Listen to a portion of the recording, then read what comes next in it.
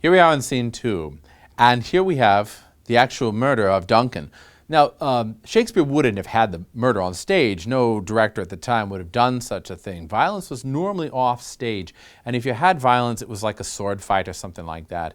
But this tradition of not having graphic violence on stage goes way back, even as far back as the Greeks and Romans. One of the reasons being is that when you don't see the violence, it's that much more powerful because it works in your imaginative world, and you have to conceive, what's going on back there behind that screen?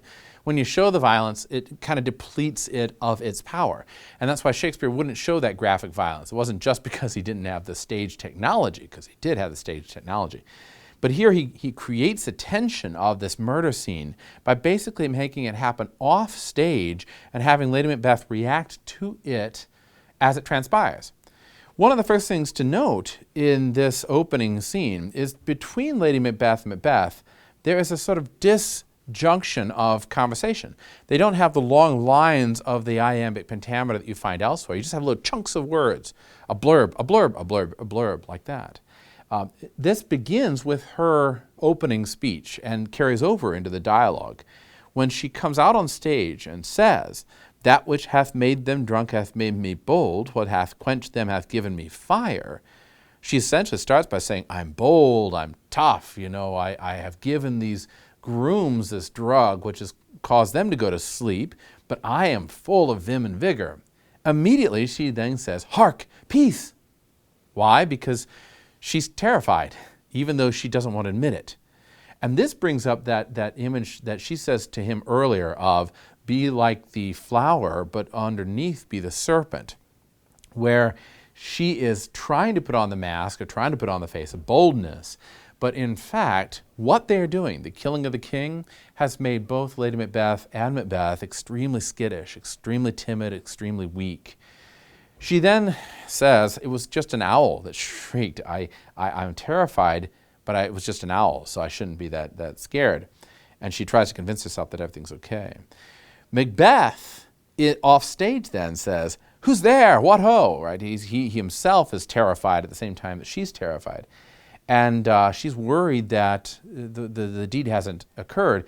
And she says at the end of her little scene, she says, "I would have killed Duncan myself, except for he looked like my father." In recognizing that this was the thing that prevented her from killing Duncan, we're seeing again a trope on the baby imagery, because here Lady Macbeth is the baby to the father figure that she doesn't want to kill.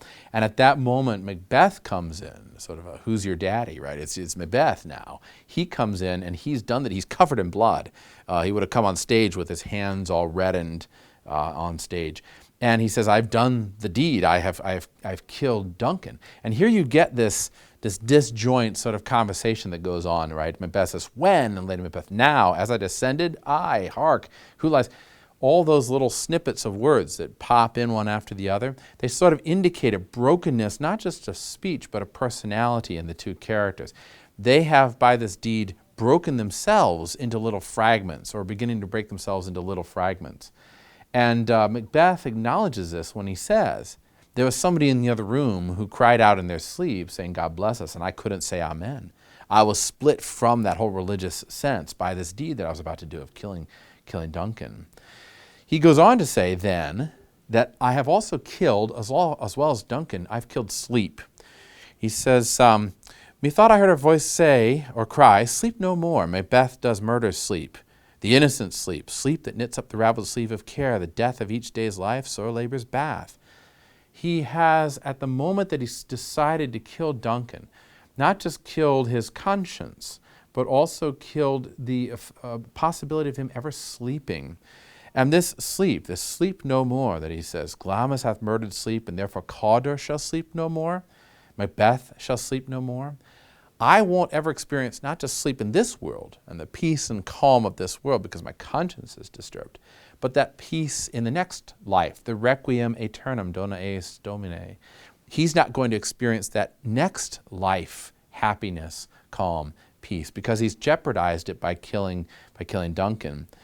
And they end the scene then with Lady Macbeth chastising him, saying, "Buck up. How can you be so lily-livered? Be like a man.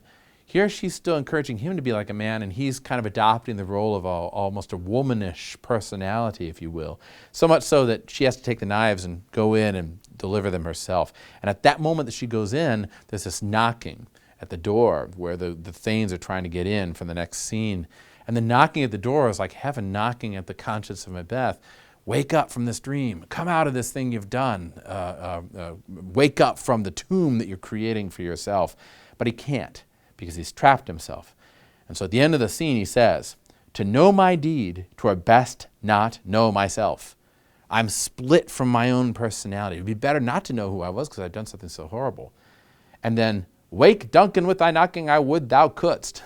I wish you could take back what I did, but that's not going to happen. And so he descends further and further into a spiral that ends up ultimately in his own damnation. In the next scene, we're going to see the Thanes enter in and the great character of the porter, which is a pivotal character in this play.